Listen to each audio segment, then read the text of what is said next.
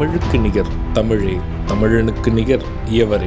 2 அடியில் நம்மால் எதுவும் செய்ய இயலாது என்று எண்ணும் மனிதனிடத்தில் 2 அடி குரலில் எதையும் நம்மால் செய்ய முடியும் என நம்பிக்கையை ஊக்குவித்தது திருக்குறள். வணக்கம் குழந்தைகளே. வணக்கம் பகலவன் ஐயா.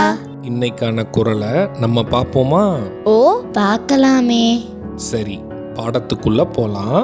இன்னைக்கான குறள் அதிகாரம் 54, பொச்சாவாமை. குறள் எண் 531. இறந்த வெகுளியின் தீதே சிறந்த உவகை மகிழ்ச்சியிற் சோர்வு. ஐயா, நீங்க சொன்ன இந்த குறளோட பொருள் என்ன? இதுக்கான பொருள், நிறைந்த மகிழ்ச்சியில் திளைத்திருக்கும் போது ஒருவனுக்கு மறதியால் உண்டாகும் சோர்வு அளவுக்கு மீறி வரும் கோபத்தை விட கொடியதாகும். இதுக்கு ஒரு உதாரணம் சொல்லுங்களேன்.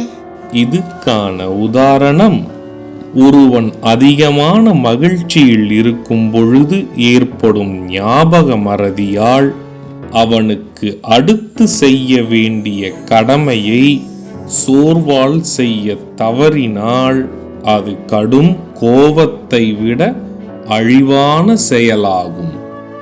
நான் சொன்னது உங்களுக்கு புரிஞ்சுதா தீரன், இலக்கியா? நல்லா புரிஞ்சுது ஐயா. இனி இந்த குறள் எங்களுக்கு மறக்கவே மறக்காது. சரி பசங்களா, நாளைக்கும் இதே மாதிரி சுவாரஸ்யமான குறளை பார்ப்போம். நீங்க வீட்டுக்கு போன உடனே என்ன பண்ணணும்? இன்னைக்கு நாங்க படிச்ச குறளை அப்பா அம்மா கிட்ட சொல்லி காட்டுவோம்.